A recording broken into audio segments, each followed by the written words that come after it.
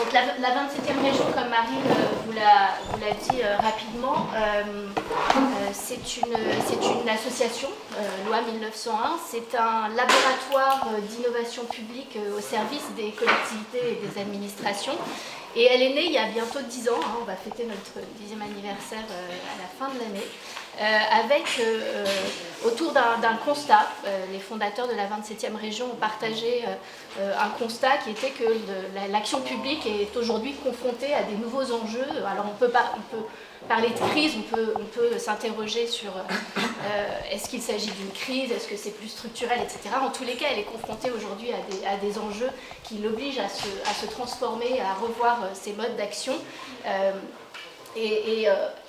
Quelques enjeux, quelques difficultés nouvelles auxquelles est confrontée aujourd'hui l'action publique. Ça se traduit par exemple par le non-recours aux politiques publiques, notamment dans le champ de l'action sociale, où on voit que certains dispositifs publics aujourd'hui ne sont plus utilisés. L'exemple qu'on a tous en tête, c'est le RSA, où 50% des bénéficiaires seulement du RSA en font la demande. Donc c'est une vraie difficulté auquel l'action publique est confrontée aujourd'hui. La difficulté aujourd'hui à passer de la commande politique à la mise en œuvre et ce que nous, à la 27e région, on qualifie de cycle de vie des politiques publiques, fabrique des politiques publiques en panne finalement. Comment est-ce qu'on peut améliorer le passage justement entre la commande initiale et le vécu et l'expérience sur le terrain que vont faire les citoyens, usagers et les agents de nos services publics. La défiance dans les institutions, les fake news, on est vraiment en plein dedans aujourd'hui et c'est vraiment des nouveaux enjeux auxquels on doit faire face. La crise du management, alors qui ne touche pas que le secteur public, toutes les grandes organisations, mais auxquelles nos administrations, qui sont quand même héritières d'une grande tradition bureaucratique, doivent faire face aujourd'hui. Et puis peut-être la difficulté et l'enjeu le plus fort aujourd'hui, on est dans un monde qui est de plus en plus incertain, où on pense par exemple changement climatique ou crise migratoire. Aujourd'hui, ça rend l'action publique et la planification de l'action publique beaucoup plus complexe.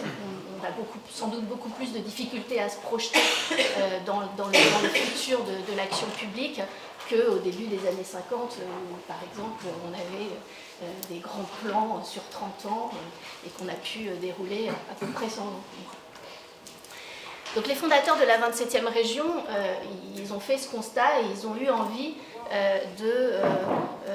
face à ça, proposer de nouveaux modes d'action pour le secteur public et de nouvelles valeurs.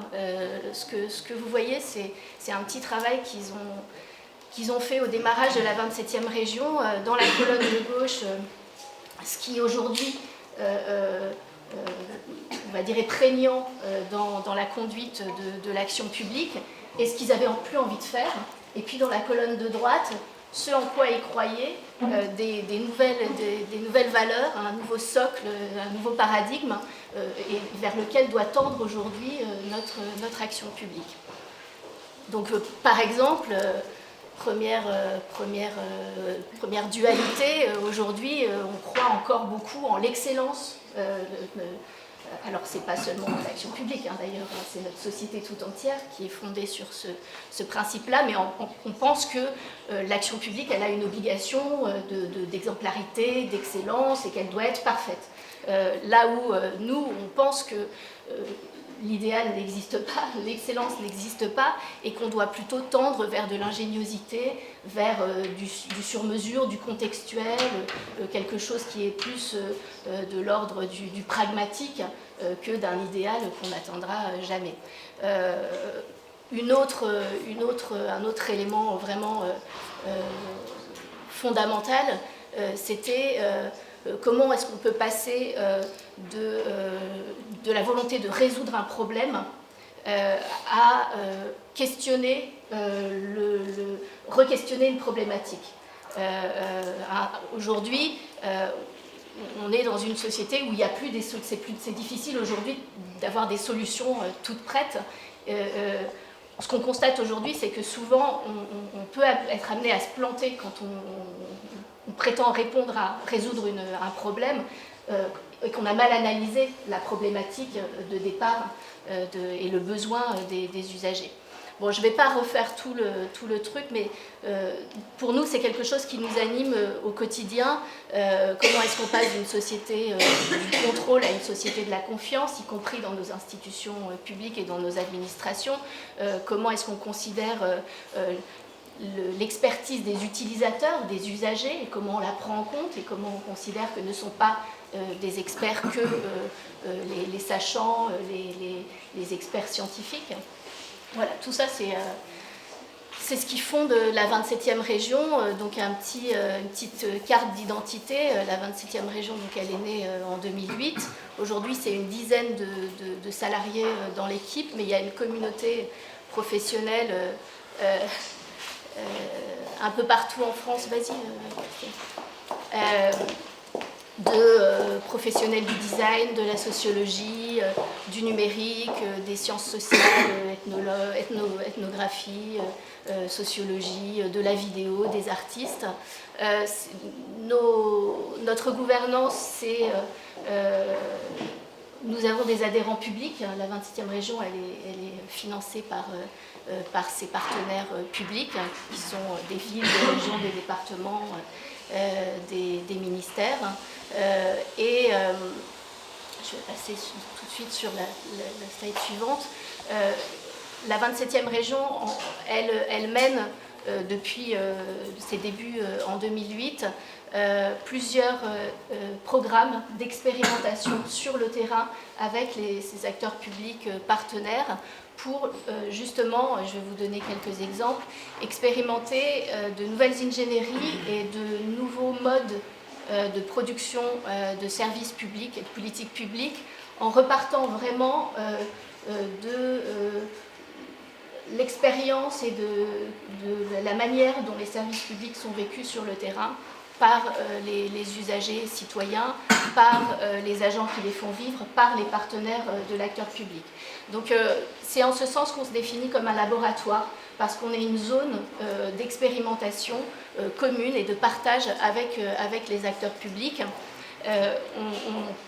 Toutes nos expérimentations sont menées en open source, sont documentées en licence Creative Commons et mises à la disposition et partagées à tous les acteurs publics ou privés qui souhaitent en prendre connaissance. Et puis on anime des communautés d'acteurs de l'innovation publique et de la transformation de l'action publique un petit peu partout en France. Alors là,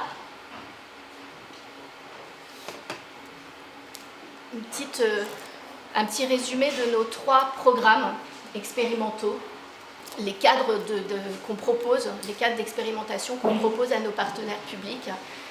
Territoire en résidence, qui est le programme le plus ancien de la 27e région et qui consiste à aller expérimenter un peu comme on ferait un carottage pour aller analyser un matériau.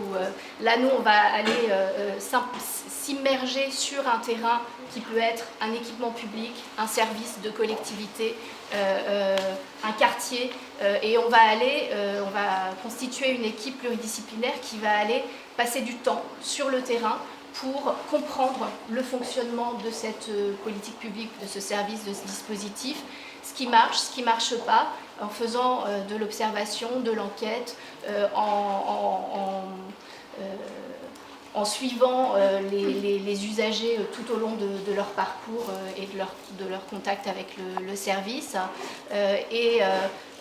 Assez rapidement, l'idée c'est d'avoir une espèce de vision de la manière dont fonctionne ou dysfonctionne le service et d'émettre des pistes d'amélioration, des idées, des pistes de nouveaux services ou d'amélioration de services existants et de les mettre en test assez rapidement sur le terrain auprès des usagers et des agents sous des formes de maquettes, de scénarios, les designers avec lesquels on travaille beaucoup vont parler de prototypes parce que c'est l'inspiration du design et les outils du design. Mais vraiment l'idée c'est comment est-ce qu'on teste très vite sur le terrain des intuitions, y compris pour en faire tomber, il y a des intuitions qui ne seront pas bonnes, mais au moins, avant de réfléchir à une mise en action sur le plus long terme, à un déploiement d'une idée qu'on aurait eue comme ça après avoir fait cette observation de terrain, au risque de tomber à côté, on va la tester sous une forme un peu bricolée, un peu légère. Et puis, éventuellement, puisque la résidence, ça dure 3 fois une semaine, c'est 3 fois une semaine d'immersion du matin au soir de l'équipe sur le terrain. S'il faut remettre en test une piste parce que ça n'a pas vraiment marché, on va être dans un processus un peu d'ajustement et de bricolage, le terme est pas... dans le vocabulaire français pas très positif, mais nous on assume aussi cette dimension d'essai-erreur, et d'ajustement et de processus itératif, c'est-à-dire de boucles comme ça, d'amélioration un peu continue. La transfo, je vais vous en parler un petit peu plus longtemps, si j'ai le temps, tu me diras Marine. Et puis les éclaireurs, c'est un programme qui vise à se projeter à essayer d'imaginer comment notre administration sera dans 10 ou 15 ans. Parce que quand on parle de prospective aujourd'hui dans le secteur public, on parle surtout on se projette sur quelles sont les évolutions que va connaître notre société, notre économie, et on se pose assez peu la question de comment nos administrations vont évoluer pour faire face à ces évolutions et à ces transformations sociales. Et nous, on a eu envie de faire ce travail-là et de s'attaquer à des pratiques, des rituels, des routines de l'administration et à se dire comment est-ce que ça pourrait être dans 10 ou 15 ans, évidemment sous un angle de prospective, de vision désirable, comment on voudrait que ce soit dans 10 ou 15 ans, comment est-ce que dans 10 ou 15 ans on fera de l'évaluation des politiques publiques, comment est-ce que dans 10 ou 15 ans on fera de la conception de services numériques, comment est-ce que on travaillera la communication publique, comment est-ce que deviendront les services techniques. Voilà, c'est des sujets qu'on aborde sous l'angle de la prospective créative avec, encore une fois, des outils du design, de la vidéo et de la prospective. Et ça produit des scénarios prospectifs et la particularité des éclaireurs, c'est qu'on choisit une des briques du scénario qu'on a imaginé et on demande à nos partenaires de la mettre en test dès maintenant, d'essayer déjà d'intégrer dans leur fonctionnement actuel une des briques de l'amélioration du souhaitable de demain. Je suis désolée, ça paraît un peu abstrait comme ça, mais si ça vous intéresse, n'hésitez pas à aller creuser après sur notre site. On s'est dit avec Marine que ça pouvait être intéressant de faire un petit zoom sur un de nos programmes, et en l'occurrence le programme La Transfo. La Transfo, c'est un programme qu'on mène actuellement avec 5 collectivités. Alors là, il y a plus de 5 pastilles, parce que Anvers, c'est les régions avec lesquelles on a mené ce programme entre 2011 et 2014. On a fait une première version de la Transfo entre 2011 et 2014, donc Pays de la Loire, PACA, Champagne-Ardenne et Bourgogne. Et puis les plus grosses pastilles sont les collectivités avec lesquelles on le mène aujourd'hui. Donc la ville de Mulhouse, la communauté urbaine de Dunkerque, l'île métropole, la mairie de Paris et la région Occitanie. Et le programme La Transfo, c'est un programme où on expérimente avec ce groupe de collectivités, on expérimente, on préfigure et on co-construit leur futur labo d'innovation, c'est-à-dire leur fonction innovation, leur fonction R&D, comme il y a des fonctions R&D chez les industriels par exemple. Nous, vous avez sûrement déjà entendu parler de labo d'innovation. parce que il y a un petit effet de mode autour de ça quand même, avec les dangers que ça peut représenter, hein, les effets de mode. En tous les cas, ces labos qu'on a vu se développer, labos d'innovation qu'on a vu se développer dans le secteur privé ces dernières années, depuis, disons, 2 ou 3 ans, se développent en plus grand nombre dans le secteur public. Et nous, à la 27e région, pour en avoir beaucoup rencontré et échangé avec un certain nombre de labos en France et à l'international, on a constaté qu'il commençait à y avoir des échecs de labos, des labos qui fermaient leurs portes au bout d'1 ou 2 ans. La greffe n'avait pas prise. Il y avait, en gros, c'était resté de l'ordre du petit cercle. Ça n'avait pas infusé au sein de l'administration. Et puis, au premier changement politique, et ben, le truc, il avait sauté, quoi. Y compris des labos de niveau gouvernemental, par exemple en Amérique du Sud, enfin voilà. Et du coup, nous on s'est dit, et si enfin, nous on pense un laboratoire d'innovation publique ou cette fonction R&D d'une administration, elle doit se construire dans le temps et elle doit se construire à partir des ressources de la collectivité.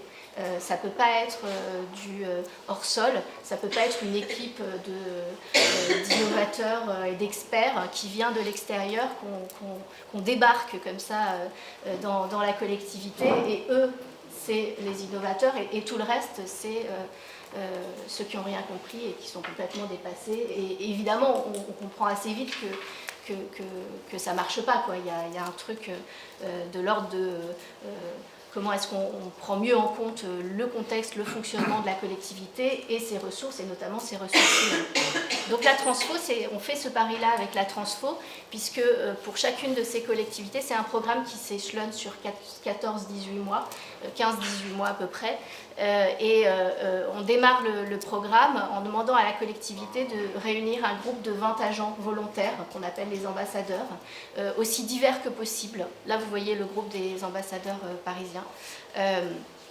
On demande à ce qu'il y ait des catégories A, des catégories B, des catégories C, à ce qu'ils viennent d'un peu partout dans l'administration. Alors ça veut dire qu'on a à la fois des gens qui sont plutôt sur des fonctions support, RH, communication, finance, et puis d'autres qui sont vraiment sur des sujets de politique publique, qu'on a des gens qui sont des chargés de mission et qu'on en a d'autres qui sont vraiment sur le terrain, dans l'équipe parisienne, des ambassadeurs parisiens. On avait un agent de la voirie, une auxiliaire de puériculture, et puis à côté le responsable des budgets participatifs, quelqu'un qui était en cabinet. Et déjà, nous, cette diversité, ce mélange et cette transversalité, c'est déjà une incarnation du futur labo. L'idée, c'est comment est-ce que ce laboratoire va permettre de dépasser les silos qu'on connaît tous dans nos administrations, d'amener des gens qui ne se côtoient pas normalement à travailler ensemble, et de faire le pari de l'intelligence collective, et que finalement on n'a pas besoin d'être expert dans un domaine pour apporter du savoir-faire. Alors chacun a développé des compétences propres, mais c'est ça qui est intéressant, et notamment d'avoir l'expérience d'agents qui sont au contact des usagers sur le terrain. C'est très précieux quand on réinterroge une politique publique. Parce que, à l'inverse, certains des ambassadeurs, ils ne les voient pas, les usagers. Ils sont dans leur bureau et au quotidien, ils ne sont pas en contact avec eux. Donc c'est déjà, je dirais, une des dimensions transformatrices du processus. Et puis, on a 3 à 4 résidents, c'est comme ça qu'on les appelle, qui sont des professionnels du design, des sciences sociales, de l'éducation populaire. C'est une équipe qu'on constitue sur mesure et qui va, pendant ces 15 à 18 mois, travailler à raison d'une session par mois, une session de 2 à 3 jours. C'est beaucoup de temps, c'est un gros engagement pour la collectivité. Les résidents vont animer ces sessions de travail qui visent à la fois sensibiliser les agents ambassadeurs à ces nouvelles ingénieries orientées sur les utilisateurs, qui mobilisent des nouveaux outils, des nouvelles méthodologies, des nouveaux savoir-faire. Donc le but, c'est de les sensibiliser, de leur montrer finalement quels autres outils ils peuvent mobiliser dans leur travail quotidien, et puis de le faire en travaillant sur des vrais sujets, des cas pratiques de la collectivité, des petits projets. On essaie de ne pas prendre des trucs trop compliqués, au moins au démarrage, parce qu'on est quand même dans un processus de formation. Mais en tous les cas, des sujets un peu prétextes qui permettent de tester ces nouvelles ingénieries. Je vous donnerai quelques exemples. Et en même temps, ce groupe va ensemble réfléchir à, et si on pérennisait cette expérience sous la forme d'un laboratoire, quelle forme on va lui donner, où est-ce qu'il sera placé dans l'organigramme, qui le composera, comment il se saisira d'un sujet, est-ce qu'il pourra s'auto-saisir d'un sujet, ou est-ce que ce sera toujours une commande, et d'où vient dans ce cas-là la commande. Quelle méthodologie il va déployer? Est-ce qu'il faut des recrutements de certaines disciplines qui ne sont pas présentes dans l'administration, par exemple le design ou les sciences sociales, ou du développement numérique, par exemple. Et donc c'est comme ça qu'au fil de l'eau, en marchant, il va co-construire le futur laboratoire sur mesure, vraiment en tenant compte de l'existant. Ça, c'est quelques exemples de méthodologies et d'outils et d'ingénierie qu'on va les amener à tester, de la veille créative, de l'enquête sur le terrain, de l'enquête d'inspiration ethno, du reportage photographique, évidemment de la conception créative et de la co-construction avec les usagers ou avec des collègues agents, du test, de la maquette. À Paris, on a travaillé sur les éco-gestes dans les bâtiments administratifs. Les agents ambassadeurs ont fabriqué des prototypes de matériel, par exemple d'une cafette circulaire, c'est-à-dire une mini point café, ce qui pourrait remplacer une machine à café, mais en circuit fermé, où on récupère l'eau, où on récupère le marc de café pour les plantes du mobilier, etc. Et l'idée, c'est aussi de montrer qu'il y a une valeur ajoutée, y compris à développer des savoir-faire de conception chez les agents, qui manquent aujourd'hui dans nos administrations. On a tendance à aller sous-traiter la conception ou à zapper un peu la phase de conception et à passer tout de suite à la mise en œuvre. Et donc, comment est-ce qu'on redonne du pouvoir d'agir aux agents? C'est un programme qui est quand même beaucoup fondé là-dessus, sur la croyance que les agents publics, ils sont quand même animés par un sens du service public et de l'intérêt général. Ils ont parfois un peu perdu le sens de tout ça au fil des années, et qu'à travers ces nouvelles ingénieries, on leur redonne du sens et du pouvoir d'agir, parce qu'ils vont au contact avec le terrain, parce qu'ils conçoivent eux-mêmes de nouveaux dispositifs, qu'ils vont les tester, et que du coup ils voient la finalité de leur travail finalement. Ça, c'était une préfiguration du labo parisien, mais très en amont. Tout ça est documenté, comme je vous le disais, comme tous nos projets, au fil de l'eau, sous la forme d'un blog où sont racontés, où les résidents racontent ce qui se passe pendant les sessions. Et ça permet de faire du partage, parce que pour nous c'est important. On a choisi réellement d'en faire un programme où on embarque plusieurs collectivités, parce qu'on croit qu'il y a une valeur ajoutée à produire du partage et de l'échange entre ces différentes expériences. Justement, chaque collectivité est différente, le protocole il est identique, et c'est intéressant de voir qu'à Dunkerque, on ne va pas faire les mêmes choix qu'à Paris ou à Mulhouse. Et pour ça, on a ce blog qui permet vraiment de partager en continu. On a des outils qu'on met en commun, on partage un certain nombre d'outils qui sont produits entre Transfo.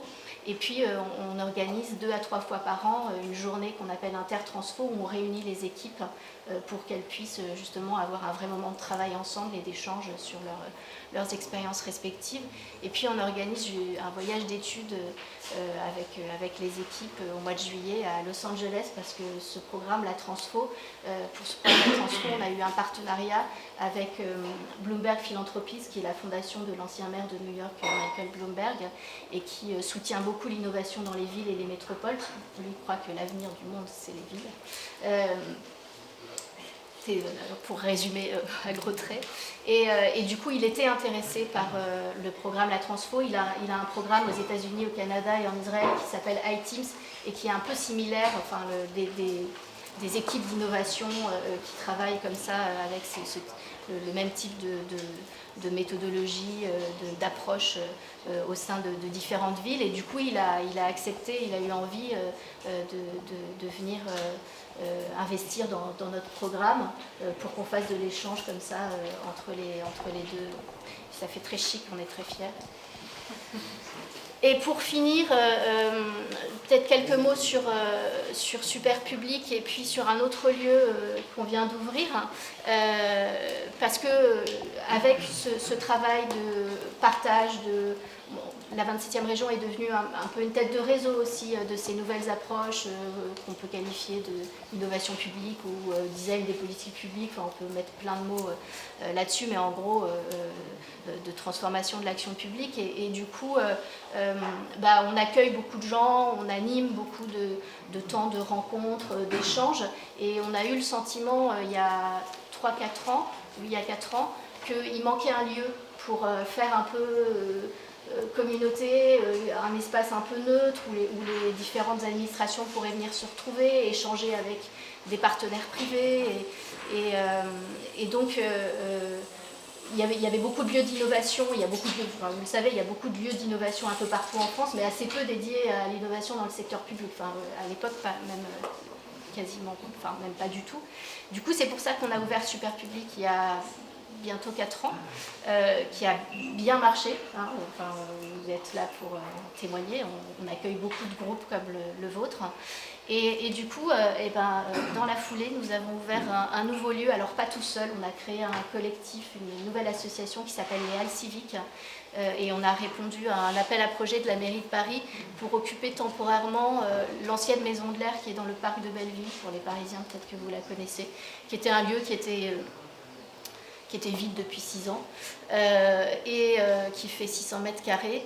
Et là, pour nous, c'est une nouvelle étape parce qu'on a monté ce projet avec d'autres communautés, et en particulier des communautés des civic tech, de l'innovation démocratique par les outils numériques. Et des communautés plus liées à la participation citoyenne et à l'empowerment citoyen. Et du coup, on avait le sentiment qu'aujourd'hui, il y avait un risque que ces différentes communautés et ces acteurs se déploient en silo, qui ne se parlent pas et qui ne fassent pas de projet ensemble, alors que moi, je pense qu'ils ont beaucoup à se dire. On est assez complémentaires dans nos approches. Et du coup, les Halles Civiques, c'est une tentative de première réponse pour faire coalition et pour essayer de faire des choses ensemble avec les civic tech, avec la participation citoyenne, etc. Donc on est une quinzaine de structures dans le collectif des Halles Civiques avec des positionnements très différents, mais vraiment l'objet, c'est la transformation publique, démocratique et citoyenne. L'amélioration de tout ça. On est un petit peu ambitieux.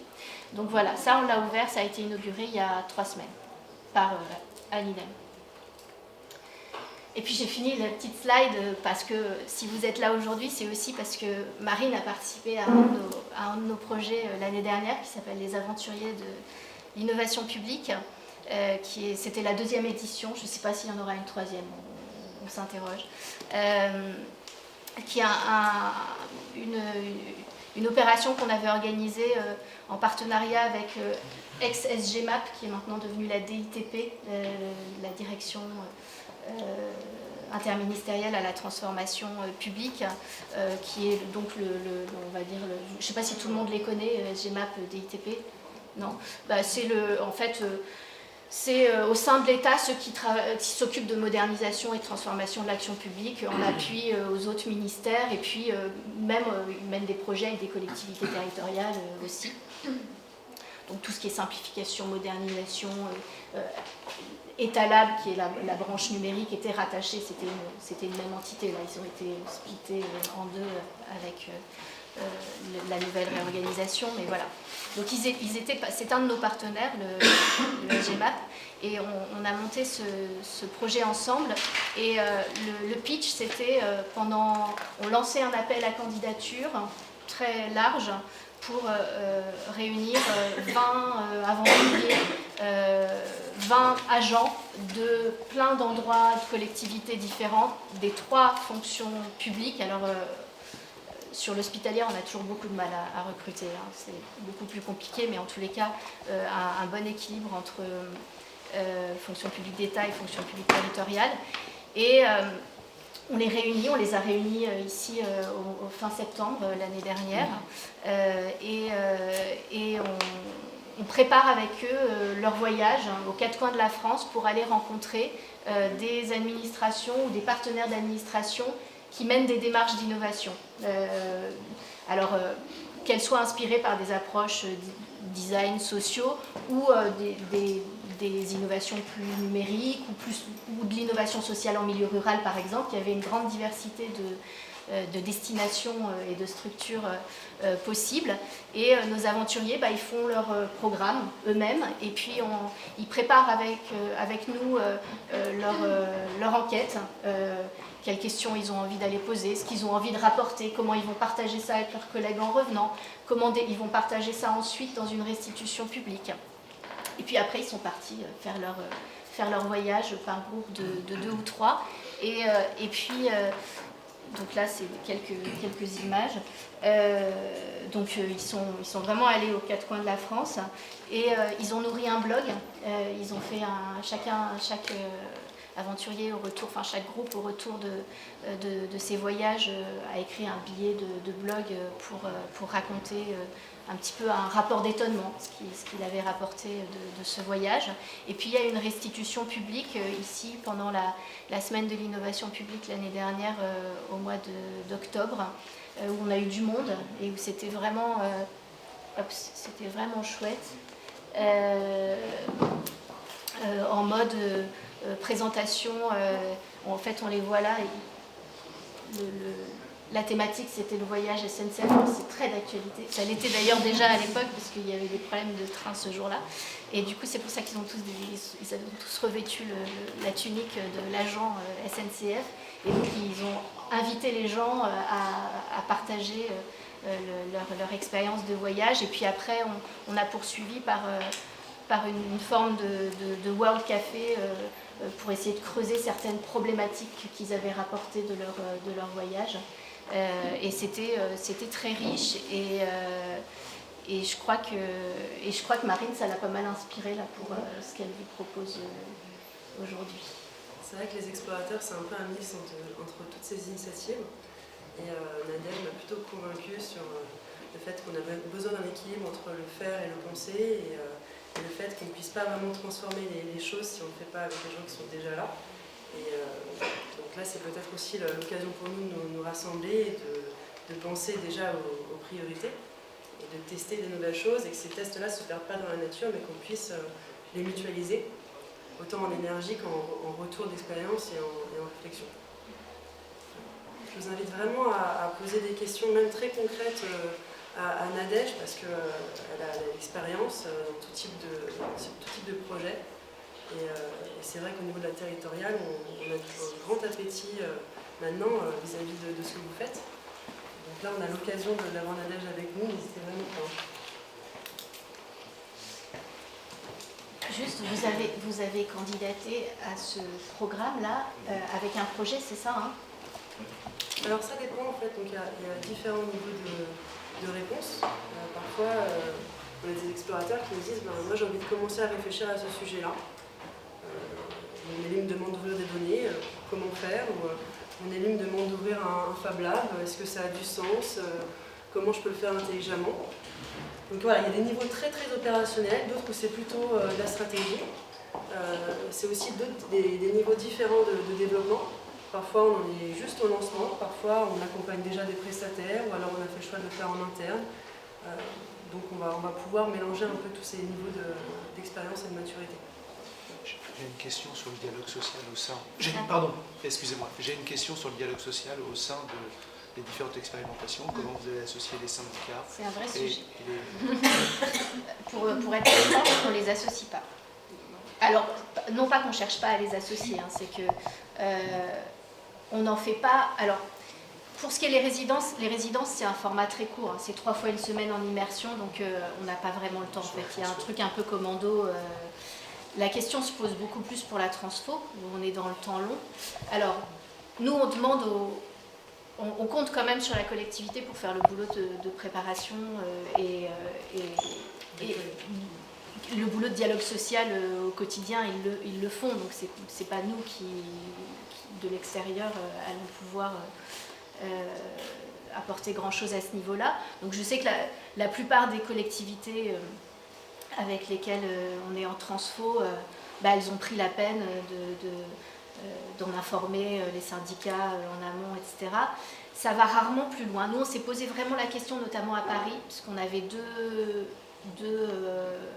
militants syndicaux dans le groupe des ambassadeurs qui ont essayé du coup de faire de la médiation parce qu'ils ont senti qu'il y en avait besoin. Et ça a été compliqué pour eux, en fait. Il y a eu il y a eu une main tendue qui n'a pas été saisie par les syndicats qui n'ont pas vraiment voulu aller plus loin dans la compréhension de ce programme, etc.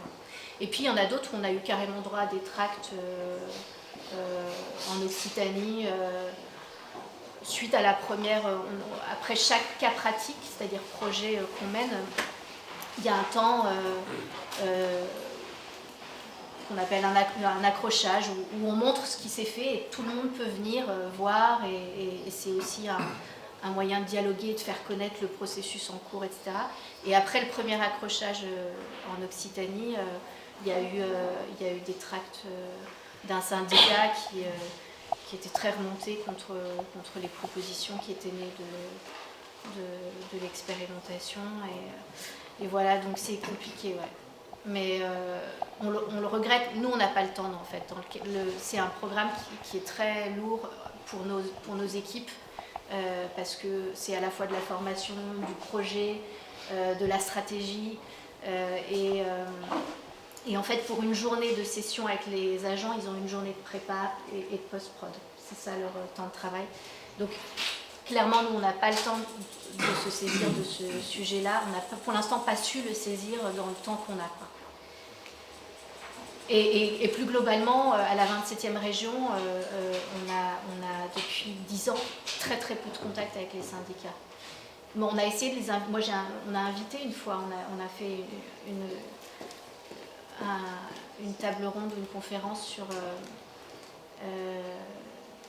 c'était sur quoi? Je sais plus, c'était peut-être sur l'innovation managériale et conditions de travail, je crois. Et on avait invité quelqu'un de la CFDT, une responsable, je ne sais plus si c'était régionale ou nationale. On n'a pas senti d'accroche, en fait. Elle est venue, elle a parlé, puis elle est repartie, on a entendu parler.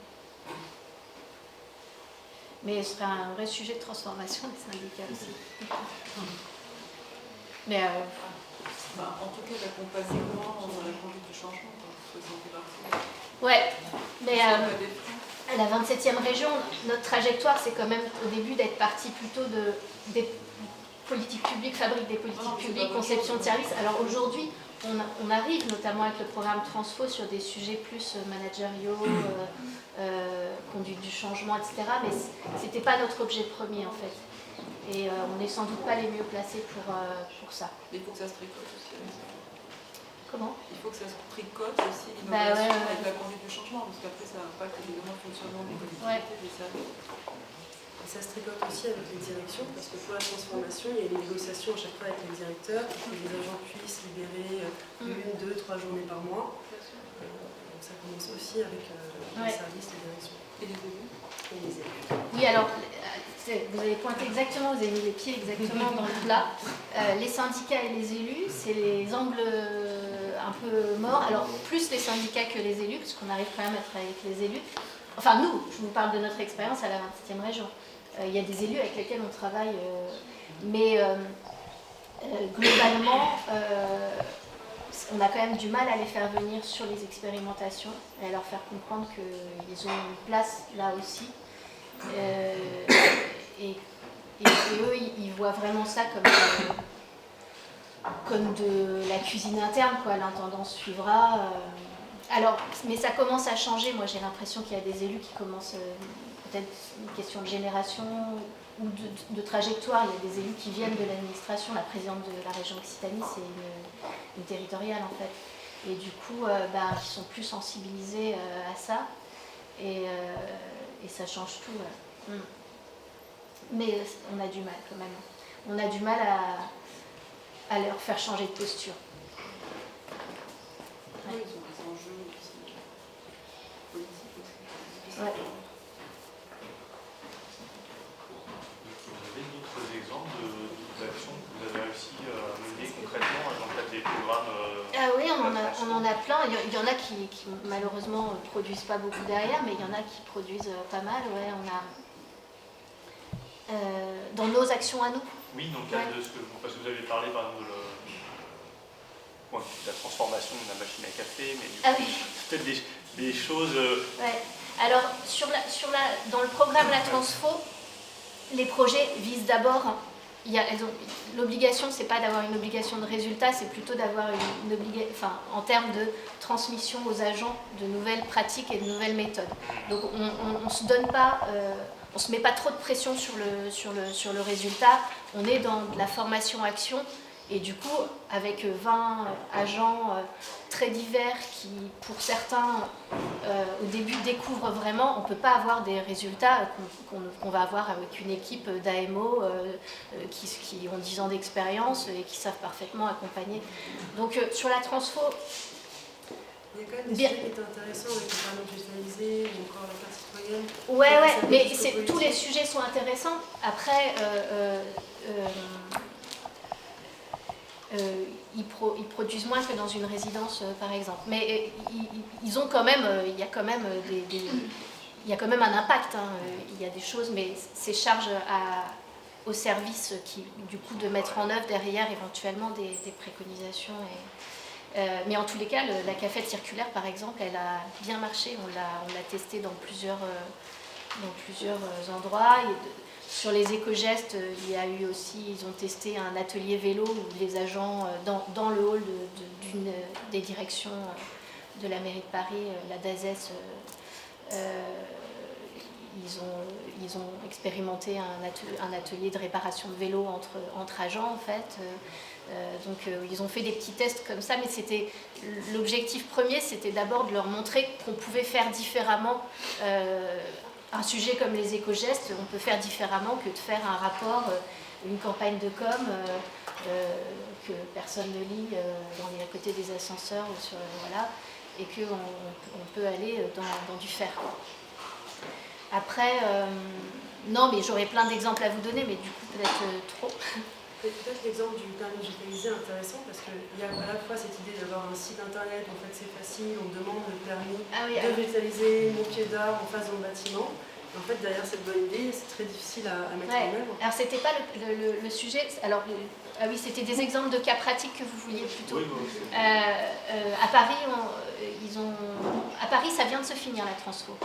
On attend la création du labo, qui est imminente. Mais donc on a travaillé sur les éco-gestes dans les bâtiments administratifs, on a travaillé sur la carte citoyenne de Paris. Je ne sais pas si vous êtes citoyenne de Paris, si vous connaissez cette carte, mais c'est un bon exemple du genre de dispositif qui est parachuté sans temps de conception. Et c'était Anne Hidalgo, suite aux attentats de Charlie Hebdo, qui avait annoncé la création d'une carte citoyen de Paris pour marquer son appartenance à une communauté. Et vous êtes parisien et vous n'en avez jamais entendu parler. Elle était allée à New York peu de temps avant, et à New York ils ont une carte citoyen, mais qui a d'autres fonctions parce qu'elle remplace... elle peut servir de pièce d'identité pour ceux qui n'ont pas le permis de conduire, ce qui est totalement différent en France. Donc, bref, il y a eu un truc comme ça, un peu un mélange d'objectifs et un manque de clarification. Et puis, il fallait qu'elle soit lancée 2 mois après l'annonce, comme Et donc, il y a une personne dans son bureau qui s'est retrouvée à plancher comme elle a pu sur la carte citoyenne. Et résultat, vous le voyez, là, on est un certain nombre de Parisiens à ne pas connaître l'existence de la carte citoyenne, qui, pour l'instant, je crois, il doit y avoir, 100 000 détenteurs, mais parce qu'ils l'envoient systématiquement aux scolaires à partir de 7 ans. Ça fait du chiffre. Voilà. Et il y avait clairement, c'est en train d'évoluer, nous on a un peu inspiré aussi les évolutions qui sont en cours. Le truc c'est qu'il y a 0 budget pour tout ça, donc tout ça ne facilite pas les choses, mais quand même il y a des améliorations en cours. Mais nous, quand on a travaillé dessus, c'était en début de Transfo Paris, donc c'était novembre 2016. Oui, c'est ça, ouais. On a commencé à envoyer les agents enquêter auprès des Parisiens pour savoir s'ils avaient entendu parler de la carte citoyenne. Chez les partenaires, par exemple les bibliothèques, est-ce qu'on peut se servir de la carte citoyenne pour emprunter des livres à Paris, par exemple? C'est un de ces usages, un des services. Donc voilà, ils ont fait une grande enquête de terrain et puis ils sont revenus, on a récolté toute cette matière et puis on a travaillé à des scénarios pour améliorer la carte citoyenne. Mais on s'est rendu compte par exemple qu'il y avait quand on parle de manque de conception, ça se traduisait par... C'était entre effectivement la carte qui peut donner, on n'avait pas vraiment tranché, ils n'avaient pas vraiment tranché sur est-ce que c'est une carte qui donne accès à des services, sachant qu'elle est cartonnée, donc elle ne fait pas très... solide, elle fait pas. Les gens, ils m'ont dit, c'est un des retours qu'on a eu de terrain, ça fait pas vraie carte, quoi. Enfin, tu vois. Mais il y avait quand même, ils avaient voulu mettre une offre, quoi, adossée à ce truc-là. Donc le plus simple, c'était les cartes de bibliothèque. Donc ça offrait un service en bibliothèque. On se demande ce que ça a à voir avec le fait d'être citoyen de Paris, quand même. Et puis il y avait tout un panel d'offres. En fait, ils avaient contacté toutes les institutions culturelles parisiennes en leur disant qu'est-ce que vous pouvez nous donner, des entrées gratuites à tel musée, vous pouvez même aller voir un match de foot du PSG quand on a la carte citoyenne de Paris. Il y a des bons plans, ceci dit, mais tout ça était quand même assez confus et du coup n'aidait pas du tout au positionnement et au travail de communication sur ce qu'était cette carte citoyenne. Donc ils ont beaucoup travaillé là-dessus. Aujourd'hui, j'ai l'impression que l'offre est beaucoup plus orientée citoyenneté.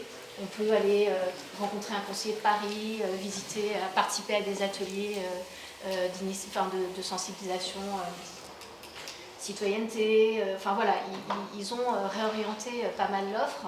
Bon, ça reste pas un très grand succès quand même. Mais bon, comme il n'y a aucun moyen non plus pour y mettre dessus, c'est un petit peu compliqué. Mais en tous les cas, pour nous, c'était un bon premier sujet. Après, on a travaillé sur un deuxième sujet, tu l'évoques, qui était la gestion des pieds d'arbres à Paris. Et là, ça a bien plombé l'atmosphère dans la Transfo pendant 3 mois.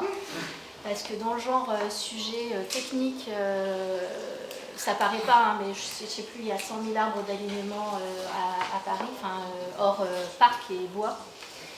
Et c'est un casse-tête pour coordonner correctement les 4-5 directions qui sont amenées à intervenir sur les pieds d'arbres, c'est-à-dire les espaces verts, la voirie, la propreté, l'urbanisme quand c'est dans le cadre de projets de réaménagement, et chacun se renvoie la balle, et puis chacun voit à midi à sa porte, et donc il y en a qui sont plus orientés protection de l'arbre, il y en a qui vont être plus orientés propreté au pied de l'arbre, donc ça ne va pas être les mêmes solutions forcément qui vont être proposées. Et s'ajoute à ça le permis de végétaliser, où on offre aux citoyens la possibilité de végétaliser un pied d'arbre à côté de chez eux. Et ça crée d'autres difficultés. Une fois qu'un arbre est géré avec un permis, est-ce qu'on intervient quand même pour le nettoyer quand on constate que c'est vraiment devenu... que globalement la personne ne s'en occupe plus. Enfin voilà, il y a des trucs comme ça. Et donc ça, c'est le secrétaire général à l'époque qui nous avait filé le cas pratique. Il nous avait dit, travaillez sur les pieds d'arbre. Et donc nous, on l'a pris comme un moyen d'expérimenter un outil qui vient du design, mais qui est un outil un peu complexe, qui s'appelle le blueprint, ou schéma technique, et qui permet en gros, représenter visuellement et du coup comprendre un système un peu complexe, mais de back-office plutôt. Et là, du coup, ça décrivait depuis le choix de planter un pied d'arbre jusqu'à la fin du pied d'arbre, sur des souchages, etc. Et ça se présente sous la forme d'un truc géant avec plein de lignes et tout. Mais ça a beaucoup intéressé les services concernés. C'était dur un peu pour nos ambassadeurs de collectionner un sujet comme ça. Donc après, on a embrayé sur les éco-gestes et là, on a retrouvé un peu de respiration. Et voilà. Et puis, il y a d'autres collectivités où on a travaillé sur une carte jeune à Mulhouse. À Lille Métropole, ils sont en train de travailler sur un dispositif de soutien de lutte contre la précarité énergétique en soutenant la rénovation.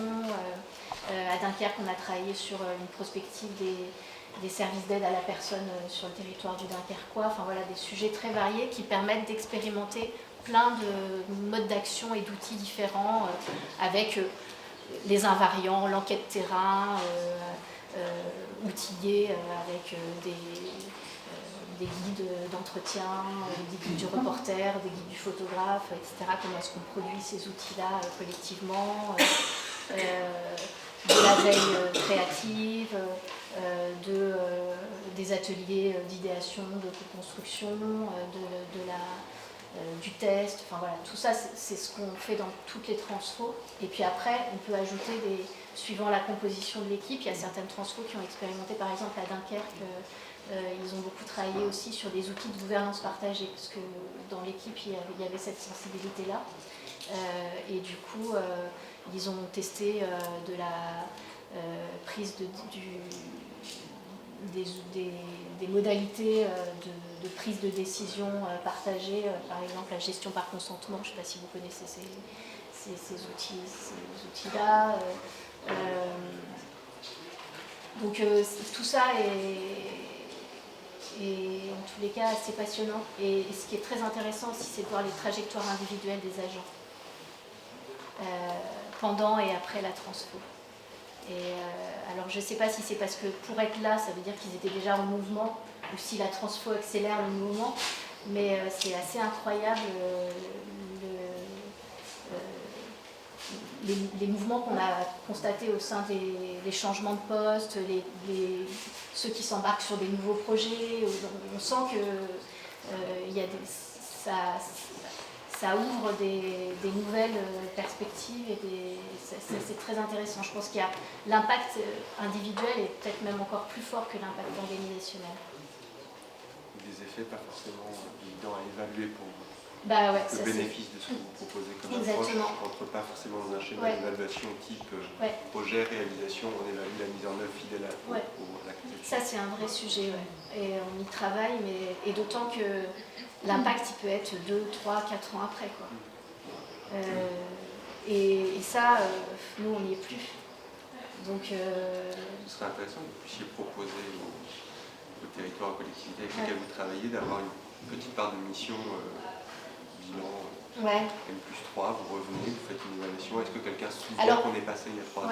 Alors on essaie de le faire, par exemple, après les résidences, on essaie de revenir 1 an après. Mais en fait, 1 an, c'est même... Il y a des trucs qui se sont mis en place, mais il y a d'autres trucs qui, des fois... Là, je pense à une résidence qu'on a menée en 2015 à l'hôpital Nord de Marseille, où une des expérimentations, c'était, parce que le sujet, c'était le lien entre l'hôpital et son territoire, le quartier nord de Marseille.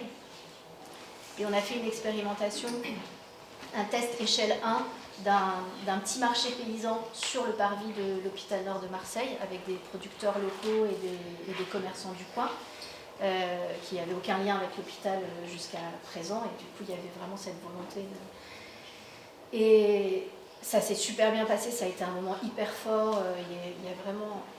Et ben, c'était en 2015, et là je viens d'apprendre qu'ils ont réactivé le marché sur un rythme mensuel, mais là à l'automne dernier. Donc il ne s'est rien passé pendant 2 ans et demi.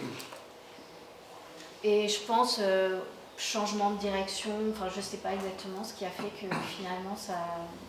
Avec des acteurs locaux qui n'ont pas lâché pendant tout ce temps-là, en souterrain, qui ont commencé à continuer à faire le boulot. Mais... Donc c'est quand même vachement compliqué, effectivement, d'évaluer ces démarches-là. Et avec le recul, toujours, parce que l'une des fonctions de ce programme de la transfo, c'est notamment de préfigurer la fonction d'innovation dans la collectivité, c'est ça? Est-ce que, avec les collectivités que vous avez accompagnées en premier, vous avez constaté vraiment une structuration réelle dans ces organigrammes? Les 4 régions. Quelque chose de plus diffus?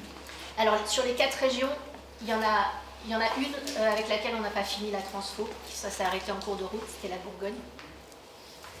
Dans les 3 autres régions, il y a eu un labo qui s'est créé à l'issue de la transfo. Le truc, c'est qu'il y a eu des élections régionales 6 mois après, et que c'est 3 régions qui ont changé d'exécutif. Et donc PACA, Pays de la Loire et Champagne-Ardenne, qui en plus de changer d'exécutif a eu la fusion et est devenu Grand Est. Et ben en PACA, le labo a survécu et il a même été renforcé dans ses missions. Enfin, il est toujours là et l'équipe est plus nombreuse qu'avant les élections. Ça veut dire qu'il a su faire la preuve de son utilité. En Pays de la Loire, ça a été enterré.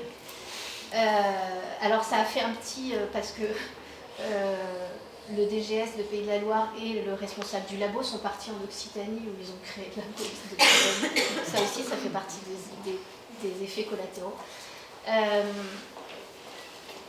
Mais là, il semblerait que ce soit en train de repartir, mais plutôt sous une forme de service, innovation, pas de labo qui intègre comme ça des agents d'un peu partout et qui se positionnent plus en transversalité. Et en Champagne-Ardenne, c'est en train de repartir. Pareil, il y a eu un temps où le truc a petit à petit disparu. La responsable, celle qui avait été recrutée pour s'occuper du labo, est partie, donc il y a eu une vacance. Et puis là, il y a un nouveau président de région qui est le maire de Mulhouse, qui est celui qui nous a fait venir pour faire la transfo à Mulhouse, donc c'est assez marrant aussi, et qui a dit je veux faire redémarrer le labo de l'ancienne région Franche-Comté qui est devenue Champagne-Ardenne qui est devenue Grand Est. Et ce qui est rigolo, c'est que c'est une ancienne ambassadrice de la transfo qui relance le truc. Donc il y a eu comme ça des... Mais au final, ça a perduré. Mais c'est un vrai sujet, comment la résilience des labos et comment ils peuvent survivre, notamment au changement politique, c'est un vrai sujet. Le changement politique ou administratif d'ailleurs, parce que c'est des trucs qui peuvent aussi être très portés par un DGS, et avec le départ du DGS...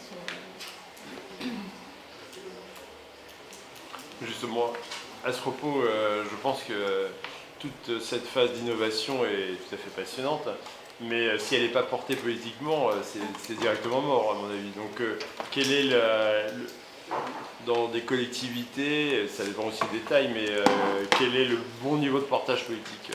En même temps, il faut que ce soit porté politiquement, mais quand ça l'est trop, là pour le coup, on est sûr que ça disparaisse avec un changement d'exécutif. Donc il y a un équilibre subtil à trouver entre le truc qui n'est pas trop perçu comme politique et qui est suffisamment perçu comme du côté de la transformation de l'administration pour que ça survive au changement politique, et en même temps, effectivement, un portage politique pour avoir les moyens d'action nécessaires. Bon, nous, on n'a pas de solution miracle. Donc c'est-à-dire qu'il faut que ce soit au moins porté par la Direction Générale des Services. Ça, c'est le minimum. Nous, toutes nos transfos, elles viennent d'une impulsion de la Direction Générale. Et après, on essaie d'avoir des élus un peu complices, qui ont compris la démarche. Pas forcément le président ou le maire, mais éventuellement des élus, des VP ou des adjoints. J'ai le sentiment qu'il y a surtout besoin de compréhension des politiques et surtout d'un appui du politique. Et pour prendre les décisions au fur et à mesure, c'est plutôt les élus thématiques qui arrivent justement à expliquer plus haut qu'il y a des actions qui sont nécessaires. Mais c'est pas forcément un portage très fort au niveau maire ou au niveau président. Alors ceci dit, quand on l'a, ça peut être utile. Hein. Enfin, nous, on le voit sur Mulhouse. Justement, en plus, Rotner vient de partir, il est parti à la région Grand Est, donc on se retrouve avec une nouvelle maire. C'est quand même c'est facile. Là, à Paris, il y avait un portage politique assez fort aussi. À Dunkerque, on ne l'a pas du tout. On sent que du coup, ça crée des incertitudes sur le devenir de la démarche. On n'a pas toujours l'alignement des planètes. Non. Il faut faire avec. Une question très concrète, vous avez parlé de moyens, cet accompagnement.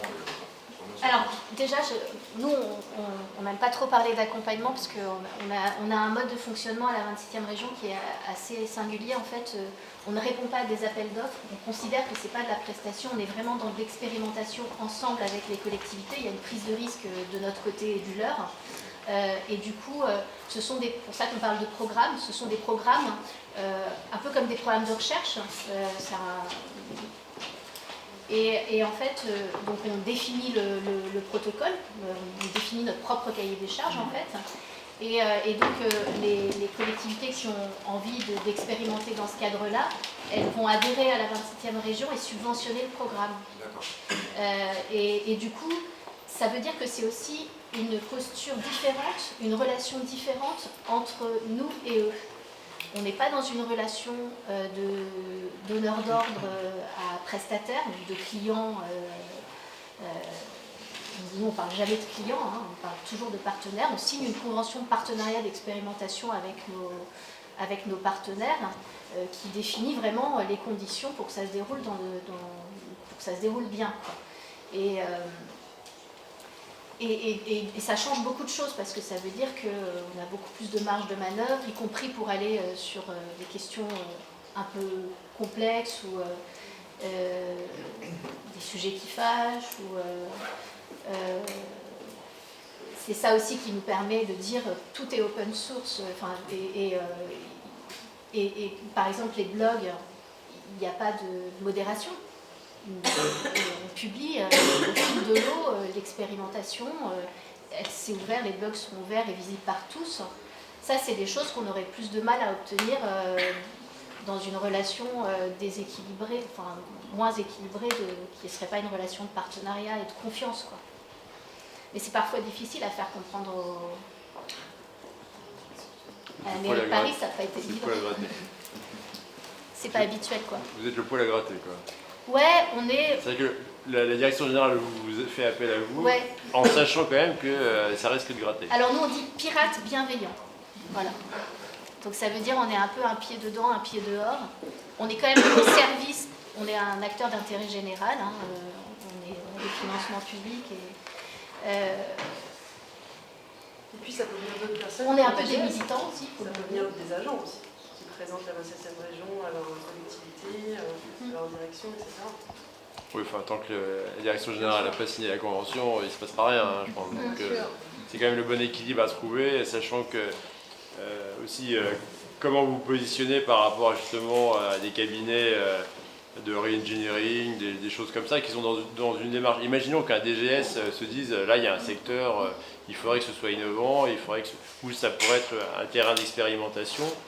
On voit bien quand même que dans les réflexions qui ont été faites précédemment sur le dialogue notamment avec les partenaires sociaux, avec les élus, il y a toujours c'est difficile. Donc en gros, c'est quand même de la transformation et on sait quand même que les collectivités sont tout à fait dynamiques sur le sujet. Bon, donc, pas moins que d'autres grosses organisations privées. Hein. C'est vrai, sauf qu'il y a d'autres moyens de pression ailleurs, c'est ça qui fait la différence. Mais en tout cas, comment justement se positionner non pas en acteur de re-engineering de process, en disant, alors que tout le monde le sait, hein, parce que c'est quand même aussi, c'est des réalités, là, les difficultés de dialogue entre les directions, ça tout le monde, et vous en avez cité l'exemple avec les arbres parisiens, ou la carte. Mais comment justement se positionner d'une manière justement positive, parce que c'est ça qui est intéressant, on n'innove pas pour faire suer le monde, mais pour être dans un mode de réaction, de bons usages, de partage d'informations pour se retransformer, et puis transformer positivement l'action publique. En fait, alors comment on se positionne par rapport au cabinet et tout, la 27e région,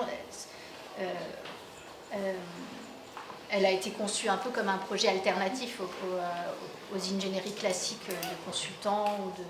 Alors ça ne veut pas dire que nous on en connaît des consultants et on ne les met pas tous dans le même panier, mais en tous les cas, disons, des gros cabinets de consultants qui venaient faire un audit avec des méthodes assez standardisées, sans réellement... qui vont passer une demi-journée avec des agents, faire un peu de groupe, et puis les agents ne les reverront plus jamais après, peut-être entendront les résultats de l'audit, mais c'est pas sûr. Enfin voilà, nous on s'est vraiment positionné comme promoteur d'autres ingénieries. Après, sur la question de comment on attaque positivement ces sujets d'organisation, nous on le fait par le projet, par le faire, et par un peu l'acupuncture. Alors ça ne veut pas dire que ça répond à toutes les problématiques, mais en partant d'un sujet concret sur lequel on peut mener une expérimentation, en embarquant les acteurs concernés, plutôt qu'en faisant des plans stratégiques. Puis ça, on ne sait pas faire en fait, c'est pas notre métier. Donc ça ne veut pas dire qu'il n'y a pas une complémentarité à trouver entre nos modes d'action et puis d'autres formes d'intervention.